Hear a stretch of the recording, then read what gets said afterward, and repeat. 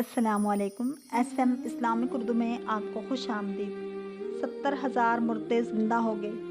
یہ حضرت حزقیل علیہ السلام کی قوم کا ایک بڑا ہی عبرت خیز اور انتہائی نصیحت آمیز واقعہ ہے، جس کو خداوند قدوس نے قرآن مجید کی سورہ بقرہ میں بیان فرمایا ہے۔ حضرت حزقیل علیہ السلام کون تھے؟ یہ حضرت موسیٰ علیہ السلام کے تیسرے خلیفہ ہیں، جو منصب نبوت پر سرفراز کیے گئے۔ حضرت موسیٰ علیہ السلام کی وفات اقدس کے بعد آپ کے خلیفہ اول حضرت یوشع بن نون علیہ السلام ہوئے، جن کو اللہ تعالیٰ نے نبوت عطا فرمائی۔ ان کے بعد حضرت کالب بن یحنہ علیہ السلام حضرت موسیٰ علیہ السلام کی خلافت سے سرفراز ہو کر مرتبہ نبوت پر فائز ہوئے۔ پھر ان کے بعد حضرت حزقیل علیہ السلام حضرت موسیٰ علیہ السلام کے جانشین اور نبی ہوئے۔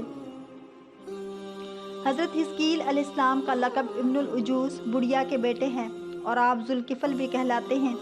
ابن العجوز کہلانے کی وجہ یہ ہے کہ اس وقت پیدا ہوئے تھے جبکہ ان کی والدہ ماجدہ بہت بوڑھی ہو چکی تھیں، اور آپ کا لقب ذوالکفل اس لیے ہوا کہ آپ نے اپنی کفالت میں لے کر 70 انبیاء کرام کو قتل سے بچا لیا تھا، جن کے قتل پر یہودی قوم آمادہ ہو گئی تھی۔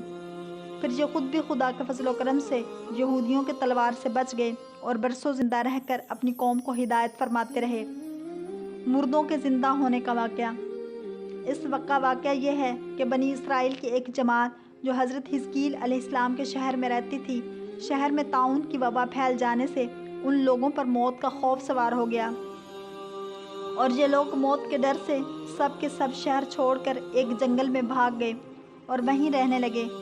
تو اللہ تعالیٰ کو ان لوگوں کی یہ حرکت بہت زیادہ ناپسند ہوئی، چنانچہ اللہ تعالیٰ نے ایک عذاب کے فرشتے کو اس جنگل میں بھیج دیا، جس نے ایک پہاڑ کی آڑ میں چھپ کر اور چیخ مار کر بلند آواز سے یہ کہہ دیا کہ موت ہوا، یعنی تم سب مر جاؤ۔ اور اس مہیب اور بھیانک چیخ کو سن کر بغیر کسی بیماری کے بالکل اچانک یہ سب کے سب مر گئے، جن کی تعداد 70,000 تھی۔ ان مردوں کی تعداد اس قدر زیادہ تھی کہ لوگ ان کے کفن و دفن کا کوئی انتظام نہیں کر سکے، اور ان مردوں کی لاشیں کھلے میدان میں بے گور و کفن 8 دن تک پڑی پڑی سڑنے لگیں، اور بے انتہا تعفن اور بدبو سے پورے جنگل بلکہ اس کے اطراف میں بدبو پیدا ہو گئی۔ کچھ لوگوں نے ان کی لاشوں پر رحم کھا کر چاروں طرف سے دیوار اٹھا دی تاکہ یہ لاشیں درندوں سے محفوظ رہیں۔ کچھ دنوں کے بعد حضرت حزقیل علیہ السلام کا اس جنگل میں ان لاشوں کے پاس سے گزر ہوا تو اپنی قوم کے 70,000 انسانوں کی اس موت ناگہانی اور بے کور و کفن لاشوں کی فراوانی دیکھ کر رنج و غم سے ان کا دل بھر گیا۔ آپ دیدہ ہو گئے اور باری تعالیٰ کے دربار میں دکھ بھرے دل سے گڑ گڑا کر دعا مانگنے لگے کہ یا اللہ، یہ میری قوم کے افراد تھے جو اپنی نادانی سے یہ غلطی کر بیٹھے کہ موت کے ڈر سے شہر چھوڑ کر جنگل میں آ گئے۔ یہ سب میرے شہر کے باشندے ہیں، ان لوگوں سے مجھے انس تھا اور یہ لوگ میرے دکھ سکھ کے شریک تھے۔ افسوس کہ میری قوم ہلاک ہو گئی اور میں بالکل اکیلا رہ گیا۔ اے میرے رب، یہ وہ قوم تھی جو تیری حمد کرتی تھی اور تیری توحید کا اعلان کرتی تھی اور تیری کبریائی کا خطبہ پڑھتی تھی۔ آپ بڑے سوزے دل کے ساتھ دعا میں مشغول تھے کہ اچانک آپ پر یہ وحی اتر پڑی کہ اے حزقیل علیہ السلام، آپ ان بکھری ہوئی ہڈیوں سے فرما دیجئے کہ اے ہڈیوں، بے شک اللہ تعالیٰ تم کو حکم فرماتا ہے کہ تم اکٹھا ہو جاؤ۔ یہ سن کر بکھری ہوئی ہڈیوں میں حرکت پیدا ہوئی اور ہر آدمی کی ہڈیاں جمع ہو کر ہڈیوں کے ڈھانچے بن گئے۔ پھر یہ وحی آئی کہ اے حزقیل علیہ السلام، آپ فرما دیجئے کہ اے ہڈیوں، تم کو اللہ کا یہ حکم ہے کہ تم گوشت پہن لو۔ یہ کلام سنتے ہی فوراً ہڈیوں کے ڈھانچوں پر گوشت پوش چڑھ گئے۔ پھر تیسری بار یہ وحی نازل ہوئی، اے حزقیل، اب کہہ دو کہ اے مردو، خدا کے حکم سے تم سب اٹھ کر کھڑے ہو جاؤ۔ چنانچہ آپ نے یہ فرما دیا تو آپ کی زبان سے یہ جملہ نکلتے ہی 70,000 لاشیں دم زدن میں ناگہاں یہ پڑھتے ہوئے کھڑی ہو گئیں کہ سبحانک اللہم و بحمدک لا الہ الا انت۔ پھر یہ سب لوگ جنگل سے روانہ ہو کر اپنے شہر میں آ کر دوبارہ آباد ہو گئے اور اپنی عمروں کی مدت بھر زندہ رہے، لیکن ان لوگوں پر اس موت کا اتنا نشان باقی رہ گیا کہ ان کے اولاد کے جسموں سے سڑی ہوئی لاش کی بدبو برابر آتی رہی، اور یہ لوگ جو کپڑا بھی پہنتے تھے وہ کفن کی صورت میں ہو جاتا تھا، اور قبر میں جس طرح کفن میلا ہو جاتا تھا ایسا ہی میلا پن ان کے کپڑوں پر نمودار ہو جاتا تھا۔ چنانچہ یہ اثرات آج تک ان یہودیوں میں پائے جاتے ہیں جو ان لوگوں کی نسل سے باقی رہ گئے ہیں۔